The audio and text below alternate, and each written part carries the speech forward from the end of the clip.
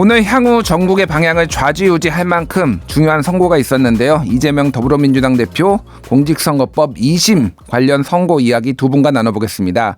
김혜란 전 국민의힘 대변인 그리고 장윤미 변호사 나오셨습니다. 안녕하세요. 네, 안녕하세요. 네, 안녕하세요. 예, 일단 요 내용을 간략하게 제가 좀 정리를 하고 네. 두 분께 좀 의견을 여쭤보는 게 좋을 것 같아요. 일단 이제 공직선거법 1심에서는 이제 징역 1년에 집행유예 2년이었죠. 네. 2년으로 이제 나왔는데 이게 이제 무죄가 나왔고요. 2심에서는 쟁점이 이제 이재명 대표 측에서 제기한 거가 두 가지가 있었는데 공소권 남용, 검찰이 이재명만 편파적으로 이제 기소를 했고 공소시효가 공소장 변경 시점 기준으로 끝났음에도 자의적으로 기소를 했다라고 이재명 대표 측이 주장을 했는데 이거는 받아들여지지 않았고요. 그리고 또 하나는 국회 증언감정법 위반 주장도 얘기를 했어요. 이게 무슨 얘기냐면은 국회에서 한 백현동 발언은 위증죄 외에는 처벌이 불가한데 검찰이 이거를 무리하게 기소를 했다. 요 주장도 했지만 요것도 받아들여지지 않았으니까. 그러니까 쉽게 얘기하면 검찰의 기소가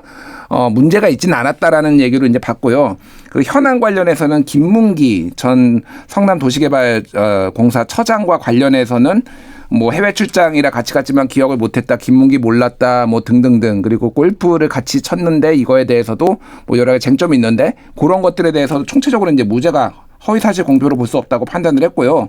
국토부 협박 이제 백현동 개발과 관련해서 부지 용도 변경을 할 때 국토부 협박이 있었다. 이거는 정치적 의견 표명에 해당된다라고 해서 이것도 허위사실 공표로 볼 수 없다고 판단했습니다. 그래서 결론적으로 무죄가 났습니다. 뭐 제가 법조인이 아니다 보니까 일부 뭐 표현이나 이런 게 좀 부정확한 게 있을 수 있는데 그런 것들은 두 법조인께서 좀 잡아주시면 될 것 같고 일단 오늘 2심 선고 결과에 대한 총평부터 좀 부탁을 드릴게요. 먼저 대변인님 어떻게 좀 보셨습니까?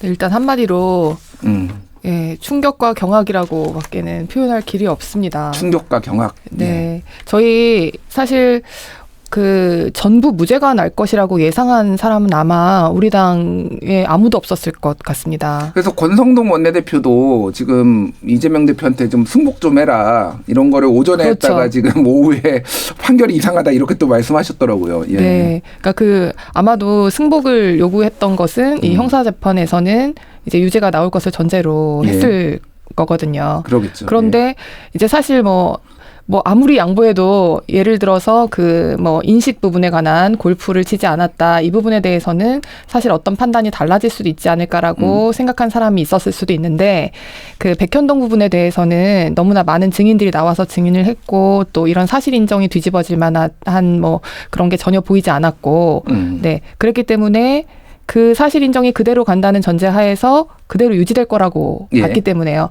일부 파기될 수는 있어도 전부 무죄가 나올 수 있다고는 예상한 사람이 아마 전혀 없었을 거라고 알겠습니다. 생각합니다. 예, 구체적인 것들은 저희가 또 하나씩 여쭤보도록 하고요. 네. 장윤미 변호사님 어떻게 보셨습니까? 민주당에서는 일단 무죄를 기대하는 분위기가 있기도 했고요. 설사 무죄로 다 뒤집어지진 않더라도 뭐 80만 원 이야기도 나왔던 게 사실인데 기본적으로 법리적으로 이 항소심 재판부가 1심에서 무리하다고 주장했던 부분들이 좀 관철됐던 측면이 있고 그러면 항소심에서 재판 이 결과를 낸 것이 상당히 대법원에 갔을 때 다시 뒤집어지거나 재론의 여지가 있다거나 다시 쟁점화될 것인가와 관련해서는 오늘 그 현장에 있었던 또 뭐 법조인 출신 민주당 소속 의원들이 뭐 이야기를 나누고 했을 때도 그럴 가능성은 매우 낮다라고 보여진다. 기본적으로 이번 재판부가 항소심 재판부가 상당히 상세하게 설시를 했다라는 거예요. 물론 설명 자료를 별도로 내진 않고 판결문을 별도로 봐야 되겠습니다만 본인들의 이 주문을 읽기 전까지의 설명 내용을 보면 대단히 강론에 좀 충실하게 했거든요.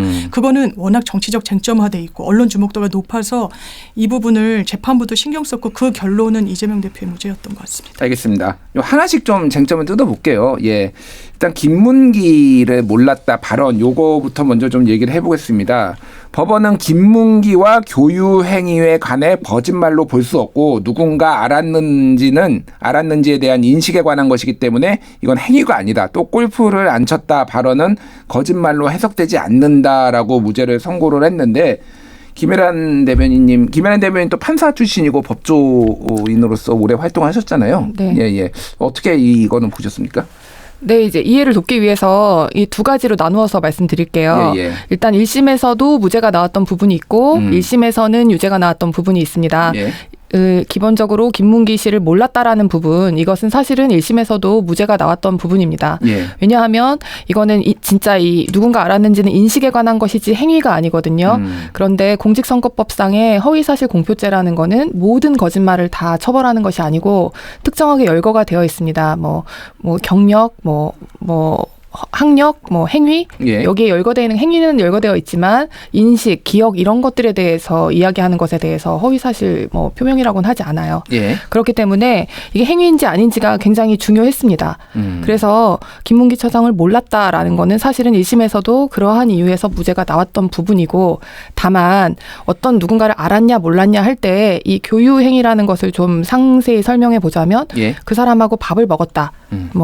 몰랐다라고는 했는데 밥을 안 먹었다라고 한 것까지 나아갔다면 사실 밥 먹은 게 만약에 어떤 증거가 나왔다 그러면 거짓말이 되는 거죠. 밥을 먹은 적도 없어. 골프를 친 적도 없어. 이 정도까지 이르르면 좀 얘기가 달라지는 겁니다. 예. 그렇기 때문에 골프를 치지 않았다라는 게 공소사실에 들어가 있어요. 네. 그래서 김문기와 골프를 치지 않았다라는 부분에 대해서는 이제 유죄가 나왔던 것입니다. 1심에서. 네, 예, 1심에서. 그런데 그 부분이 사실은 이제 공소장 변경을 2심에서 요구했던 부분이 바로 이 부분인데, 예. 네. 정확하게는 나는 골프를 치지 않았다라고 말한 게 아니고, 제가 읽어드릴게요. 국민의힘에서 4명 사진을 찍어가지고 마치 제가 골프를 친 것처럼 사진을 공개했던데, 제가 확인해 보니까 전체 사진 중 일부를 떼서 보여줬더라고요. 조작한 거죠. 이렇게 말한 거 말고는 사실은 정확하게 골프를 치지 않았다라는 발언을 한 적은 사실 없었던 것입니다. 예. 그렇지만 1심이 왜 유죄를 했냐면 이것이 일반 그 선거인들의 입장에서 주는 전체적인 그 인상을 봤을 때에는 이것은 골프를 치지 않았냐라고 하는 것에 대한 부인 발언이라고 본 것입니다. 하지만 그 부분에 대해서 항소심이 판단을 달리한 거죠. 예. 네, 이 발언을 그 자체로 골프를 치지 않았다라는 발언과 동일시하게 해석하는 것은 그 형사법에서 금지하고 있는 그런 유추 해석이라든지 이런 것에 반한다. 명확성, 확대 해석이나 유추 해석에 해당하기 때문에 죄형 법정주의 원칙상 명확해야 되기 때문에 피고인에게 이익으로 되는 방향으로 이제 가장 엄격하게 해석을 해서 골프를 치지 않았다라는 발언에 이르지 않았다고 본 것입니다. 그러니까 재판부가 오늘 얘기를 했던 게 이게 그 방송 과정에서 나왔던 건데 골프를 쳤습니까 안 쳤습니까 이렇게 물어본 거가 아니기 때문에 이게 그런 거에 그 답변으로 볼 수는 없다 이런 취지로 얘기를 했더라고요. 판결을 그러니까 맞습니다. 어쨌든 근데 그게 좀 부당하다고 보시는 거죠. 그렇게 보는 게. 네, 이제 1심 판사의 경우에는 이 부분을 이 선거인들 유권자들 입장에서 봤을 때에는 지금 김문기를 알았는지 몰랐는지가 지금 문제가 되고 있어서 같이 골프 쳤다, 아니면 같이 단체 사진을 들이밀면서 이렇게 얘기했을 때 이거 골프 쳤다고 이런 사진 들이미는데 이거 조작이잖아요. 라고 했을 때에는 골프 안 쳤다는 얘기를 하기 위한 것이었던 거죠. 사실은 만약에 거기서 누군가 한 명이 더 물어봐서 그래서 골프 안 쳤다는 거죠 했으면 네 했을 수도 있습니다. 그때의 취지는. 하지만 거기까지 나아가지 않았기 때문에 이 부분에 대해서 이 중간 영역으로 남겨있는 부분에 대해서 우리 유권자들의 인식을 더 중요하게 생각했던 게 1심 판결이라면 2심 판결은 피고인의 이익을 아무래도 더 엄격하게 해석해야 된다. 죄형 법정주의 원칙상. 알겠습니다.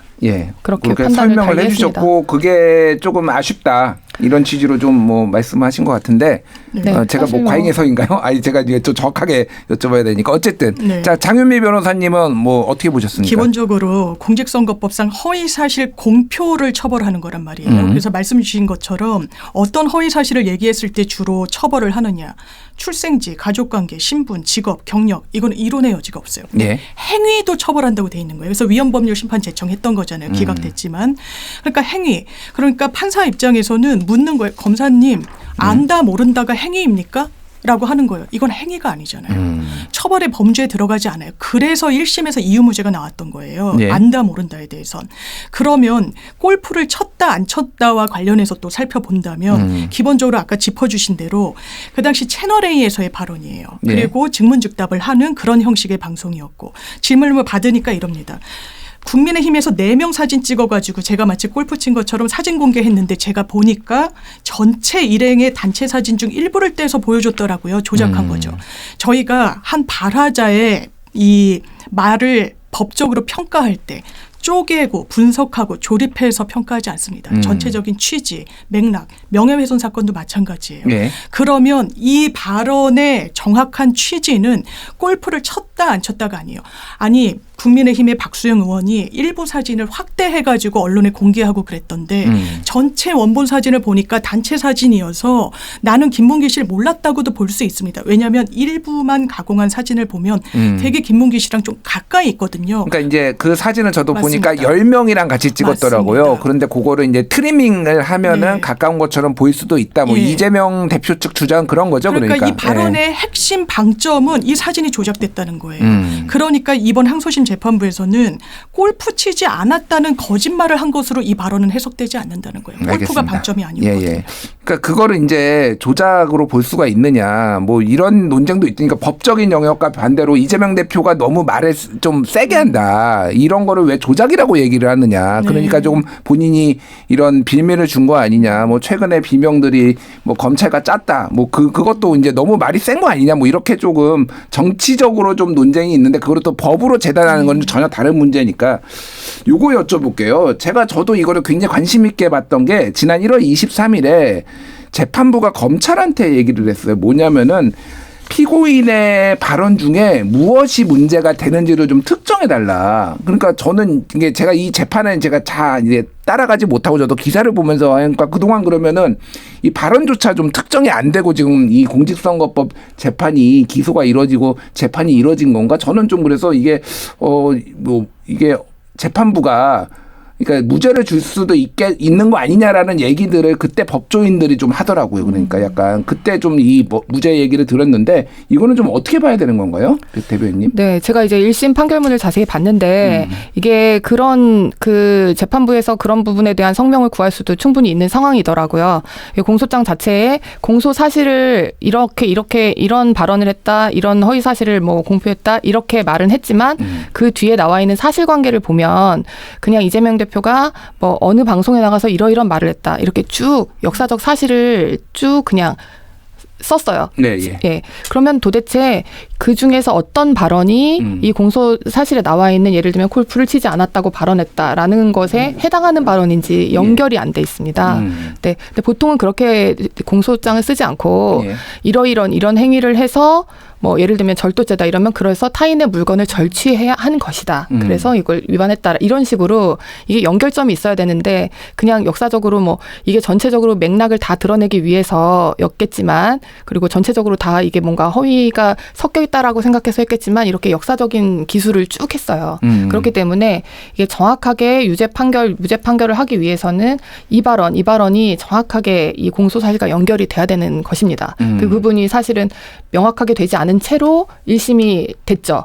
1심 판결이. 근데도 문제가 없었던 거는 다 전체적으로 무죄가 나왔기 때문에 별로 문제가 없었던 거고 예. 이 지금 아까 말씀드렸던 그 골프 발언 이 부분에 대해서는 그러면 골프 치지 않았다에 해당하는 발언은 뭔데 딱 짚으라고 했었을 것 같고 그랬을 때 해당하는 발언이 더 정확한 더 구체적인 건 없고 조금만 더 가까이. 예, 예, 네, 예. 더 구체적인 것은 없고 아까 그 말했던 이 사진이 그래서 이렇게 조작했다 이 얘기 말고는 없었던 거예요. 예, 그렇기 때문에 이게 이제 유죄가 나왔는데 예. 사실은 이게 정말 그래서 진짜 뭐 완전 무고한 행위냐 아무렇지도 않은 완전 뭐 정말 정정당당한 행위냐라고 말하면 그렇진 않죠.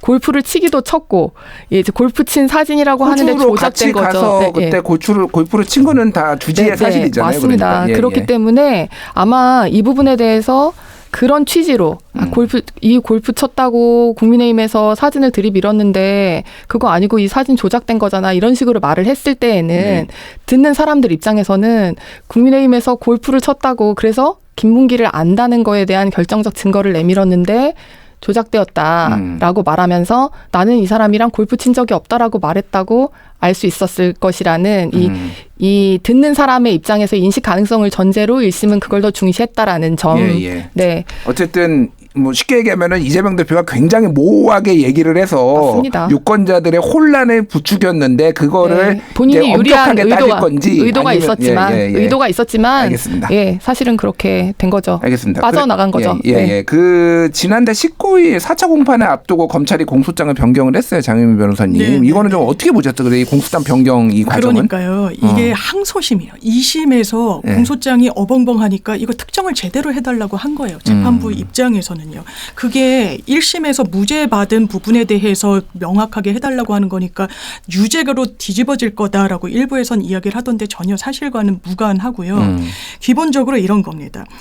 행위에 대해서 이 허위 사실을 이야기하면 처벌을 하도록 되어 있는 건데 검찰이 공소장에 김문길 모른다고 SBS에서 이야기했습니다. 채널A에서 이야기했습니다. CBS에서 이야기했고요. 이렇게 4가지 방송국에서 한 사실을 쭉 나열한 거예요.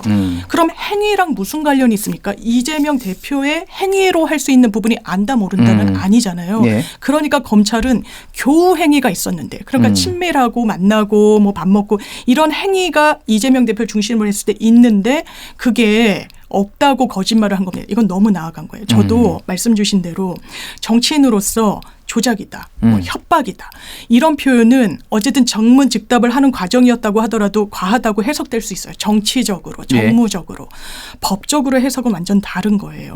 기본적으로 처벌까지 하는 겁니다. 10년 동안 피선거권이 박탈될 수도 있는 비난 가능성이 있는 발언인지 이걸 정확하게 헤아려 봐야 되는 거예요. 그 작업이 저희 이제 민주당 입장에서는 항소심에서 비교적 정확하게 전개가 됐다 이렇게 평가하고 알겠습니다. 이번에는 이제 백현동 얘기해 볼게요. 특히 이제 김혜란 대변인께서도 이 백현동이 어떻게 이게 무죄가 나올 수 있느냐, 약간 충격과 뭐 네. 경악 이렇게 말씀하셨는데 네. 이제 정확하게 얘기하면은 이제 백현동 부지를 개발을 할 때 용도 변경이 있었는데 왜 이렇게 종상향을 이렇게 많이 뛰어넘어서 한 번도 아니고 3단계나 뛰어 올렸느냐, 이거 막 여러 가지가 이제 국회에서 나와서 증언했을 때 국토부에 협박이 있었다라고 한 거고 그게 1심에서는 유죄, 2심에서는 무죄가 나온 거잖아요.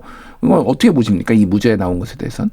네, 이것은 무죄를 만들겠다는 어떤 목적이 있는 거 아니고서는 목적이요? 네, 그런 재판 외적인 목적이 있지 않고서는 이 부분도 아까처럼 그럼 제가 읽어드릴게요. 아까 예. 거는 사실은 뭘 중요하게 생각하느냐에 따라서 판단이 달라질 수 있는 여지가 사실은 있습니다. 예. 그렇지만 지금 공소사실에 나와 있는 것이 국토부 장관이 이런 변경을 요구하면 지방자치단체장은 반드시 반영해야 된다는 의무 조항을 만들어 놨습니다.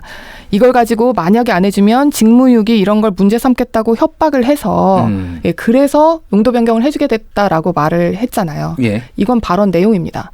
그리고 사실은 많은 증인들이 나와서 그 당시에 그 담당 공무원, 주무관이 나는 그 당시에도 이것이 의무조항에 의해서 요구되는 게 아니라는 것을 알고 있었다. 이런 말도 했고 이런 직무유기를 뭐 문제 삼겠다는 협박 같은 거 들어본 적도 없다라고 거기 있는 많은 관련자들이 말을 했어요. 최근에 그 2심 과정에서도 이재명 대표 측이 이 채택한 증인들이 나와서 나는 협박 뭐 이런 거 못 받았다, 못 느꼈다 이렇게 또 얘기를 했더라고요. 그러니까. 예, 그렇기 때문에 사실 인정은 뒤집을 수가 없는 겁니다.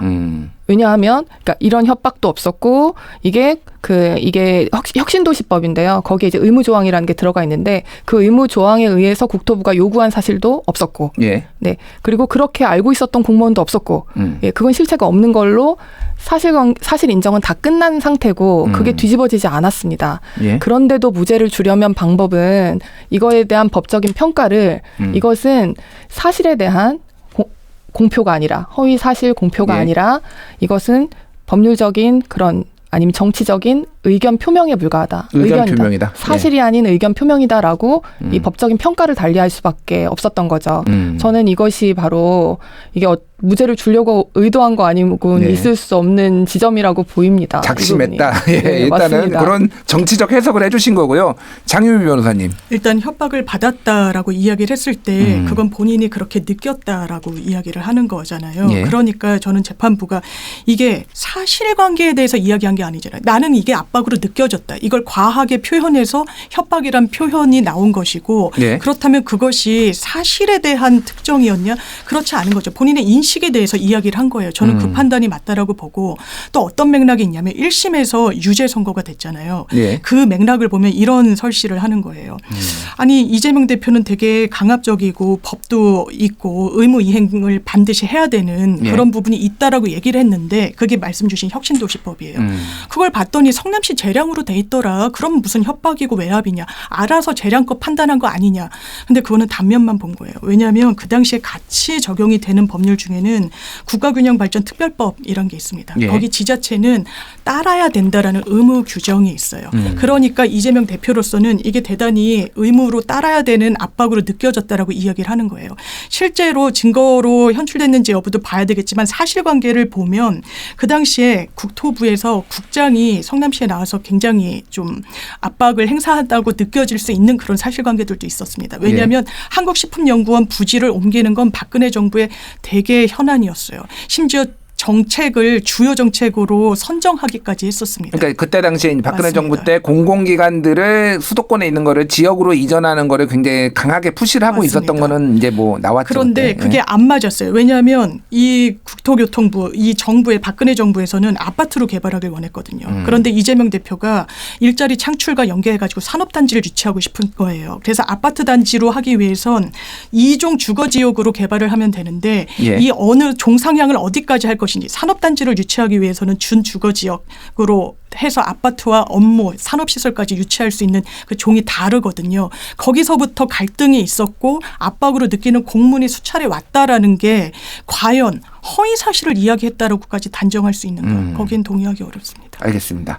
시간이 벌써 막 후적 다 돼가지고 예, 오늘 많지가 않아서 좀 몇 개 쟁점들이 있으니까 이제 2심 선고는 어쨌든 났어요. 이제 어쨌든 뭐 국민의힘에서는 당연히 이제 좀 불만족스러운데 이거를 뭐 어떻게 뒤집을 수는 없는 거잖아요. 앞으로 이제 이 정치적인 지형 변화 뭐 이런 거에 대해서 좀 말씀 여쭤볼게요. 일단은 김민석 그 민주당 최고위원이 윤석열, 이재명 동시 제거론이라는 뭐 이런 얘기들을 이제 보이지 않는 손이 작동한다 이런 얘기를 썼는데 이게 무죄가 나온 걸 보니까 보이지 않는 손은 작동을 안 한 것 같아요. 제가 보기에는. 그분이 정보력이 없었던 걸로. 예. 그러니까 이제 앞으로 이거 전국이 좀 어떻게 될 거라고 좀 김일환 대변인님 보십니까? 저는 지금 그 국민의힘 지지층들 사이에서 이 굉장히 이 사법부에 대한 그 불신과 예. 이 불만이 터져 나올 거라고 생각을 하고 그것 때문에 이제 헌법재판소를 많이 압박하지 않을까. 네.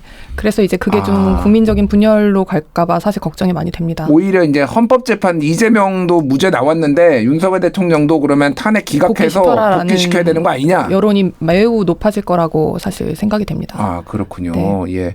이게 이제 뭐 이게 확인은 안 됐지만은 이제 탄핵 심판 선고가 늦어지는 이유 중에 하나가 이제 이재명 2심 연계설이 좀 계속 얘기가 있었거든요. 네. 근데 이게 이제 수용성을 높이기 위해서 이재명 대표가 만약에 유죄가 나오면은 탄핵 심판에서 인용이 되더라도 조금 더 사람들이 특히 보수 진영에서 받아들이기가 좀 더 수월하지 않겠냐 이런 해석들이 있었는데 어쨌든 그 반대로 됐으면은 상당히 좀 격해질 수도 있겠다 이 생각이 좀 들기도 합니다. 장윤미 변호사님은 좀 앞으로 어떻게 될 것 같아요? 네, 이재명은 이재명, 윤석열은 윤석열입니다. 별도로 판단받는 거고 연계되어서도 안 되고요. 이른바 농계론, 보수 일각에서 제기하는 윤석열 대통령은 같이 이재명 대표와 정치권에서 뭐 이 부분은 이미 시효는 다 끝난 거예요. 예. 오늘 무죄를 받음으로써 정치적 평가를 정확하게 한다면 대선 주자로서는 엄청 탄탄대로인 거는 좀 명약관화한 것 같고요. 예. 윤석열 대통령에 대해서는 저는 남은 결론은 파면밖에 없다고 생각합니다. 알겠습니다. 그 권성동 원내대표도 그 얘기를 했는데